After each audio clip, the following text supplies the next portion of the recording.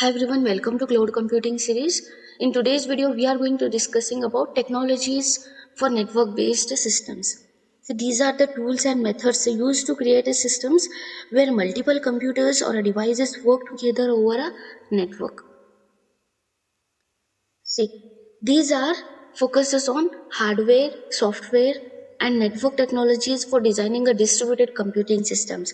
That means we need to use a right equipment or a programs and ways to connect them using a network technologies to build a systems where a computers work together as a team. Our goal is to create operating systems that can manage a large number of tasks at the same time while being spread out across different machines. And these are the subtopics. The first subtopic is multi-core CPUs and multi-threading technologies.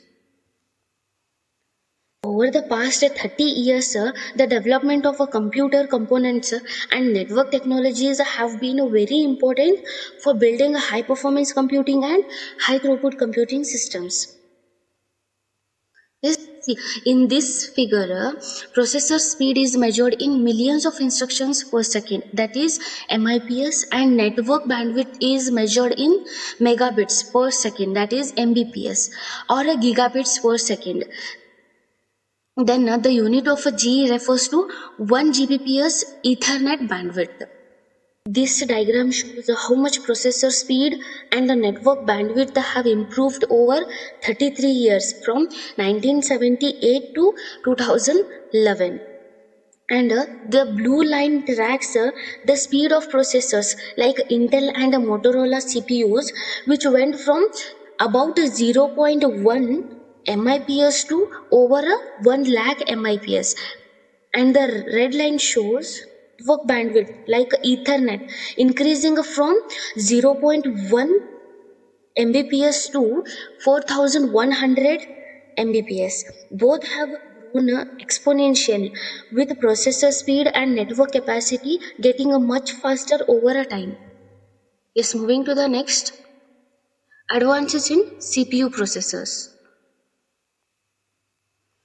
Yes, multi-core architecture. As we all know, core in a CPU is the processing unit that executes instructions and performs the calculations, right? It's essentially the brain of the processor. The early CPUs had just one core, that is single core, meaning they could execute only one task at one time. But modern CPUs have a multiple cores, allowing them to handle multiple tasks simultaneously. Yes, let's start. See, modern CPUs have a multiple processing units, that is cores, inside a single chip. These cores can be dual core, quad core, or a 6 core, or even more. Yes. Next point is, see, this allows the CPU to handle many tasks at once using a techniques like instruction level parallelism, means running a multiple instructions at the same time. Then using a thread level parallelism.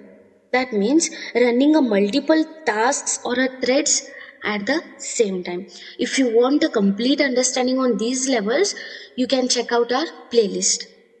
And also I'll provide the link in the description. If you want, you can go through it. Yes, next point is processor speed growth.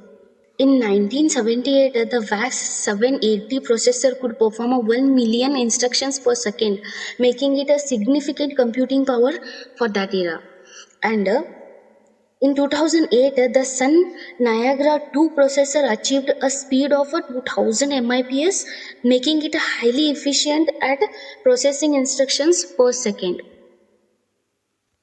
Yes, next is, see, in 2002, Intel released the Pentium 4 processor, which could execute about 1.8 billion instructions per second, making it fast and powerful for its time. In 2011, the Intel Core i7-990X processor achieved a speed of 1,59,000 MIPS, making it extremely fast at executing instructions. Next is, See, clock speed, that is how fast the CPU cycles, also increased. Intel 286 ran at 10 MHz. By 2002, the Pentium 4 reached 4 GHz. Its next point is, see, most modern CPUs are made using a CMOS technologies. Means complementary metal oxide semiconductor technology is used to make most modern CPUs and electronic circuits. It's popular because it uses a very little power when not actively switching. See, increasing speed beyond 5 GHz causes too much heat, making it impractical. And this is why CPU manufacturers focus on multi-core and parallel processing instead of just increasing speed. Yes, the next topic is instruction level parallelism mechanisms. Advanced techniques are used to make a CPUs faster. Superscalar architecture means runs several instructions at once. Yes, then dynamic branch prediction means tries to guess what will happen next to speed up tasks. Yes. Then speculative execution means starts doing a task before knowing if it's needed or just in case. Yes, these features need both a hardware support and a software to work correctly. Yes, moving to the next. See, data level parallelism and thread level parallelism in GPUs. Graphics processing units are designed to handle many tasks at once. See, they use the data level parallelism and thread level parallelism to manage large amounts of data efficiently. Then GPUs have hundreds or thousands of simple cores, making them great for tasks like graphics rendering and machine learning. Next is multi-core processor architecture.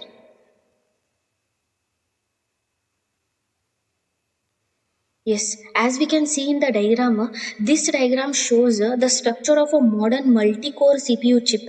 Inside this chip, there are multiple cores like core 1, core 2 and up to core n that work together to process tasks. Yes, each core has its own small and fast memory called L1 latches. Yes, the cores can share a larger L2 latch for a quicker access to data they all need.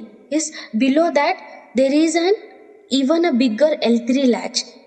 Yes, or a dynamic RAM which is shared across all cores but slower. Yes, this setup helps the CPU handle many tasks at once efficiently. Yes, as we discussed in the diagram, each core in a CPU has its own small and fast memory called L1 latches. Then multiple cores share a larger, slower memory called L2 latch. Then some high-end CPUs also have L3 latch for even more storage on the chip. Okay, in the future, CPUs might have a chip multiprocessors for even better performance. Some examples of a high-end multi-core CPUs are Intel i7 or a Xeon for powerful processors for desktop and servers. And then AMD Opteron, great for handling multiple tasks at the same time. Then Sun Niagara, then IBM Power 6, then Excel processors used in high performance computing. Is moving to the next. Multi-threading examples. Yes, the Sun Niagara 2 CPU has 8 cores and each core can handle 8 threads.